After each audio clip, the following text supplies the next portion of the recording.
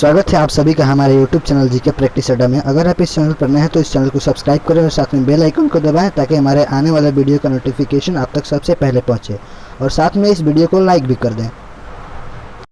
तो चलिए अब हम अपने फर्स्ट क्वेश्चन की ओर चलते हैं। तो हमारा पहला प्रश्न है, परमाणु क्रमांक 57 वाला तत्व संबंध रखता है। जी हाँ, परमाणु क्रमांक 57 वाला तत्व संबंध रखता है। The element with atomic number 57 belongs A F block से from F block, B D block से from D block, C P block से from P block, D S block से फ्रॉम S ब्लॉक। तो इसका राइट आंसर हो जाएगा हमारे पास B D ब्लॉक से फ्रॉम D ब्लॉक। जी हाँ, इसका राइट आंसर हो जाएगा हमारे पास D ब्लॉक से फ्रॉम D ब्लॉक। तो चलिए अब हम अपने अगले क्वेश्चन की ओर बढ़ते हैं। अगला क्वेश्चन है हमारे पास, ऊर्जा की व्यावसायिक इकाई क्या है। जी हाँ, ऊर्जा की व्यावसायिक इकाई क्या है। What is the system of energy. A joule, B kilowatt घंटा, सी वाट घंटा या डी किलोवाट। तो इसका राइट आंसर हो जाएगा हमारे पास डी किलोवाट। जी, इसका राइट आंसर हो जाएगा हमारे पास डी किलोवाट, यानी ऊर्जा की व्यावसायिक इकाई किलोवाट होती है। तो अगला प्रश्न देखेंगे हम। तो हमारा अगला प्रश्न है, एनेलिडा किस वर्ग से संबंधित नहीं है। जी हाँ, एनेलिडा किस वर्ग से संबंधित नहीं है। What class does not annelida belongs to. यहाँ पे नोट छूट गया है, माफ़ कीजिएगा, यहाँ पे नोट छूट गया है। तो ऑप्शन ए है आपके पास लीच यानी जोंक, ऑप्शन बी एस्केरिस, सी नेरिस या डी केचुआ। तो इसका राइट आंसर हो जाएगा हमारे पास बी एस्केरिस। जी, इसका राइट आंसर हो जाएगा हमारे पास बी एस्केरिस, यानी कि एनेलिडा जो है वो एक प्रकार का ग्रुप है जिसमें जोंक, नेरिस और केंचुआ बिलोंग करते हैं, बट एस्केरिस उससे बिलोंग नहीं करते हैं। तो चलिए अब अपना अगला प्रश्न देखेंगे। तो हमारा अगला प्रश्न आपके सामने, किस कारण स्क्लेरेंकाइमा कोशिकाओं की दीवार मोटी होती है। जी हाँ, किस कारण स्क्लेरेंकाइमा कोशिकाओं की दीवार मोटी होती है। Due to which the wall of sclerenchyma cells thick. A pectin, B lignin, C cellulose, D hemicellulose. तो इसका राइट आंसर हो जाएगा हमारे पास बी लिग्निन। जी, इसका राइट आंसर हो जाएगा हमारे पास बी लिग्निन। जी हाँ, लिग्निन जो है वो सेल की दीवारों के निर्माण में विशेष रूप से महत्वपूर्ण है, विशेष रूप से लकड़ी और छाल में, क्योंकि वे कठोरता उधार देते हैं और आसानी से सड़ते नहीं हैं। तो अगला प्रश्न देखेंगे हम। तो हमारा अगला प्रश्न है, चंबल नदी पर स्थित जलाशय किस नाम से जाना जाता है। जी हाँ, चंबल नदी पर स्थित जलाशय किस नाम से जाना जाता है। By what name is the reservoir on the Chambal river known. A Gandhi Sagar, B Nizam Sagar, C Mani Sagar, D Govind Sagar. तो इसका राइट आंसर हो जाएगा हमारे पास ए गांधी सागर। जी हाँ, इसका राइट आंसर हो जाएगा हमारे पास ए गांधी सागर, यानी कि जो हमारा चंबल नदी है वो राजस्थान के कोटा के पास स्थित है और चंबल नदी मध्य भारत में यमुना नदी की सहायक नदी है। जी हाँ, चंबल नदी मध्य भारत में यमुना नदी की सहायक नदी है। तो अगला प्रश्न देखेंगे हम। तो हमारा अगला प्रश्न है, एक ऐसा पाचन रस जिसमें एंजाइम नहीं होता लेकिन पाचन क्रिया में सहायक होता है। जी हाँ, एक ऐसा पाचन रस जिसमें एंजाइम नहीं होते लेकिन पाचन क्रिया में सहायक है।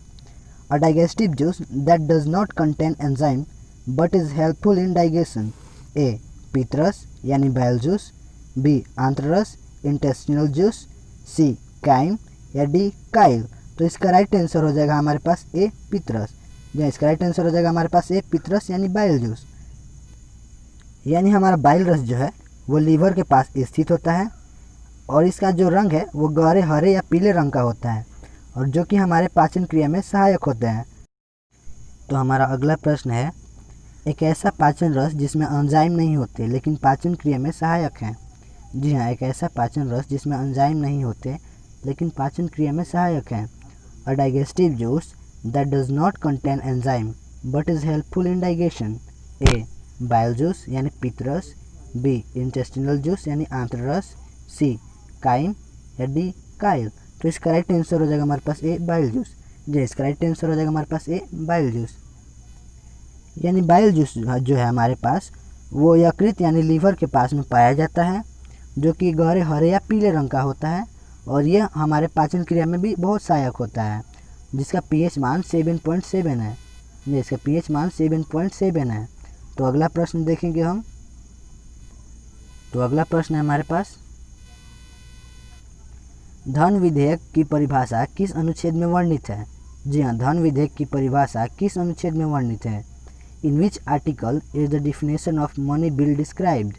ए article 56, B article 86, C article 110, D article 216।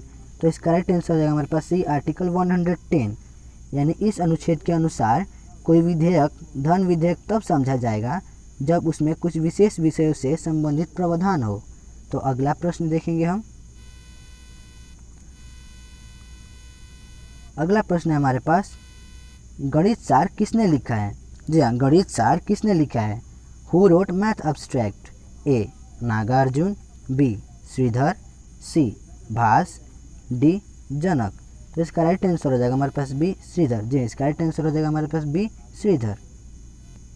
तो हम अगला प्रश्न देखेंगे।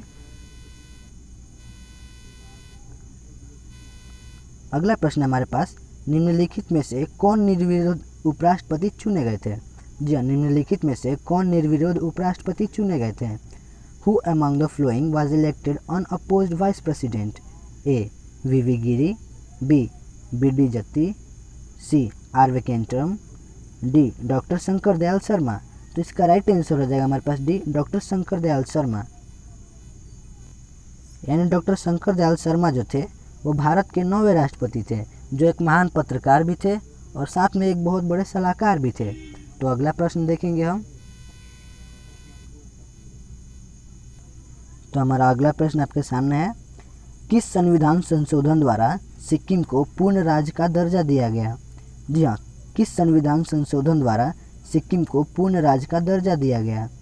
Bye which constitutional amendment has Sikkim been given full state status? A 35वां, बी 36वां, सी 39वां या डी 42वां। तो इसका राइट आंसर हो जाएगा हमारे पास बी 36वां। जी हाँ, इसका राइट आंसर हो जाएगा हमारे पास बी 36वां।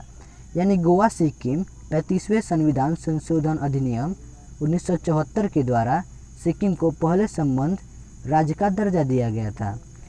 उसके बाद 36वें संविधान संशोधन अधिनियम 1975 के द्वारा इसे पूर्ण राज्य का दर्जा प्राप्त हुआ। तो अगला प्रश्न देखेंगे हम। तो अगला प्रश्न है हमारे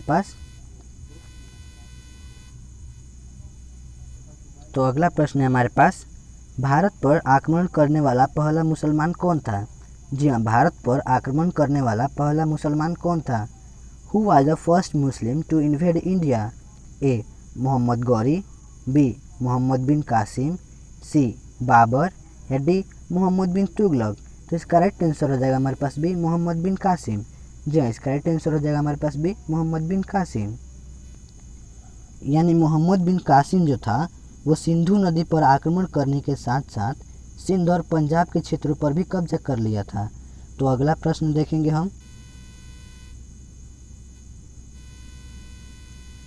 अगला प्रश्न हमारे पास, भारत के सुदूर पूर्व में जो सर्वाधिक लंबी सीमा बनाता है? जी हाँ, भारत के सुदूर पूर्व में जो देश सर्वाधिक लंबी सीमा बनाता है? The country which form the longest border in the far east of India? A China, B Myanmar, C Thailand या डी वियतनाम। तो इसका राइट आंसर हो जाएगा हमारे पास बी म्यांमार। जी हाँ, इसका राइट आंसर हो जाएगा हमारे पास बी म्यांमार। तो अगले प्रश्न की ओर बढ़ते हैं। हमारा अगला प्रश्न है,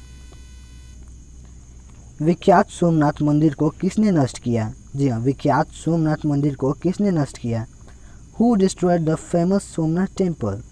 जी हाँ, who destroyed the famous Somnath temple? A Mohammad Ghori, B Mohammad bin Qasim, C Qutbuddin Aibak या डी सुल्तान महमूद। तो इसका राइट आंसर हो जाएगा हमारे पास डी सुल्तान महमूद। जी, इसका राइट आंसर हो जाएगा हमारे पास डी सुल्तान महमूद। तो अगले प्रश्न की ओर बढ़ेंगे हम। हमारा अगला प्रश्न है, ध्यानचंद ट्रॉफी किस खेल में प्रदान की जाती है? जी हाँ, ध्यानचंद ट्रॉफी किस खेल में प्रदान की जाती है? In which sport is the Dhyan Chand trophy awarded? A lawn tennis, B badminton, C hockey या डी शतरंज। तो इसका राइट आंसर हो जाएगा हमारे पास सी हॉकी। जी हाँ, इसका राइट आंसर हो जाएगा हमारे पास सी हॉकी।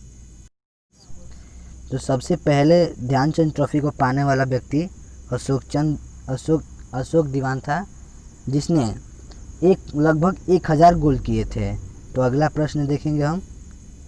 तो अगला प्रश्न है हमारे पास, ब्रिटेन भारत का खून चूस रहा है। जी हाँ, ब्रिटेन भारत का खून चूस रहा है, किसने कहा था? Britain is sucking India's blood, who said? A Motilal Nehru, B Subhash Chandra Bose, C Dadabhai Nehru ji या डी लाला लाजपत राय। तो इसका राइट आंसर हो जाएगा हमारे पास सी दादा भाई नेहरू जी। जी, इसका राइट आंसर हो जाएगा हमारे पास सी दादा भाई नेहरू जी। यानी कि जो दादा भाई नेहरू जी थे, उन्होंने ब्रिटेन भारत का खून चूस रहा है इस बात का नारा दिया था। तो अगला प्रश्न देखेंगे हम। अगला प्रश्न है हमारे पास, प्राचीन भारत के अधिकांश अभिलेख किस लिपि में खुदे हैं? जी हाँ, प्राचीन भारत के अधिकांश अभिलेख किस लिपि में खुदे हैं? Most inscription of ancient India are inscribed in which script? A Brahmi, B Aramaic, C Kharoshthi या डी इनमें से कोई नहीं। तो इसका राइट आंसर हो जाएगा हमारे पास ए ब्राह्मी। जी, इसका राइट आंसर हो जाएगा हमारे पास ए ब्राह्मी।